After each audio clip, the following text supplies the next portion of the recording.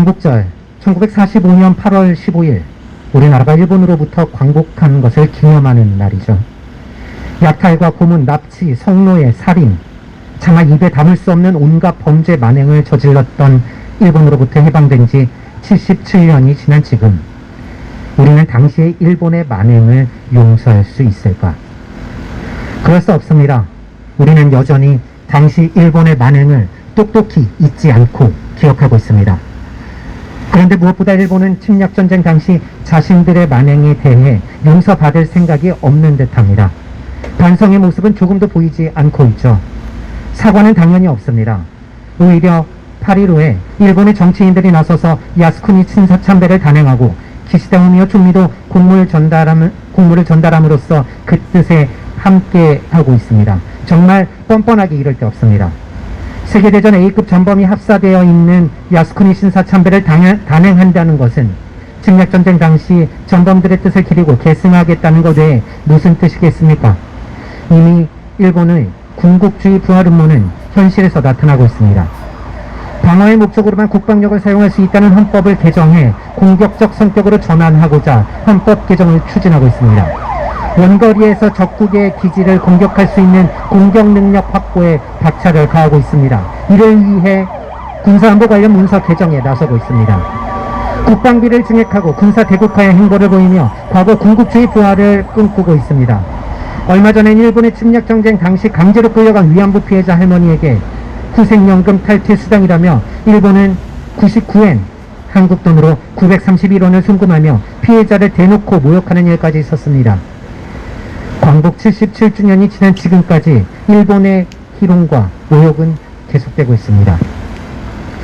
이렇게 우리 국민들을 모욕하는 일본에게 함께 힘을 합쳐 나아가야 할 이웃이라니요. 바로 윤석열 대통령의 8.15 경축사입니다.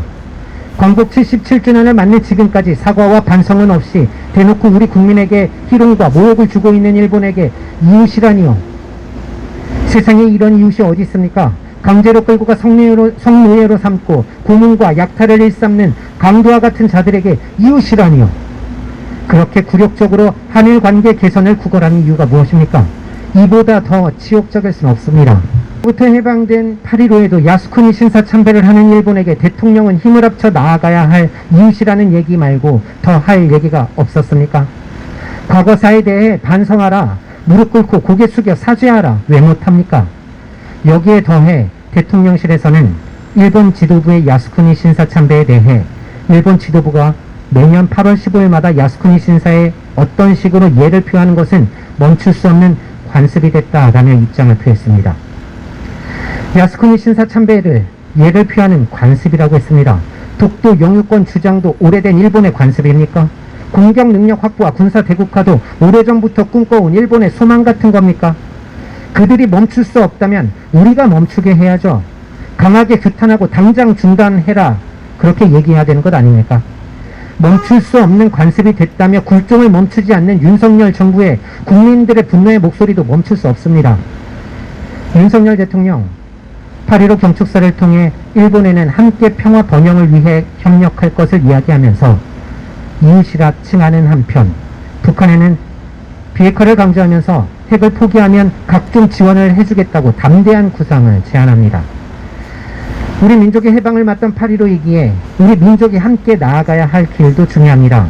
그런데 윤석열 대통령이 얘기한 담대한 구상이라는 것, 최태묵은 이명박 정부 시절 실패한 대북정책 비핵 개방 3천을 다시 꺼내온 듯합니다. 북을 대상으로 한 전쟁 연습을 벌이면서 마치 선심이라도 쓰듯 지원해주겠다면서 비핵화를 강조하고 있으니 남북관계가 좋아질 리 있겠습니까? 대결과 적대로 일관하고 있습니다. 북을 주적이라 하고 선제 타격과 북의 지도부 제거를 목적으로 한 참수작전을 포함한 군사훈련으로 군사적 위협과 긴장을 조성하고 있습니다. 국가총력전을 언급하면서 대규모 한미연합 군사훈련을 벌이고 있습니다. 실기동훈련을 재개합니다. 언제 전면전으로 이어져도 이상하지 않을 실전을 방불케 하는 전쟁 연습입니다. 지금 남북 간 관계 개선을 가로막고 있는 것은 바로 이 윤석열 정부의 대결과 적대의식입니다. 한반도의 군사적 긴장의 시작입니다. 대결과 적대로 일관하면서 북의 비핵화만을 강조하는 것, 결국 윤석열 정부가 강조하는 힘에 의한 평화 아니겠습니까? 상대를 인정하지 않고 그저 힘으로 굴복시키겠다는 대결과 적대의식을 전환하지 않고서는 한반도의 평화는 점점 더 멀어질 뿐입니다. 캐캐 묵은 정책을 꺼내들고 와서 담대한 구상이라 이야기하는 모습이 옹졸하기 그지없습니다.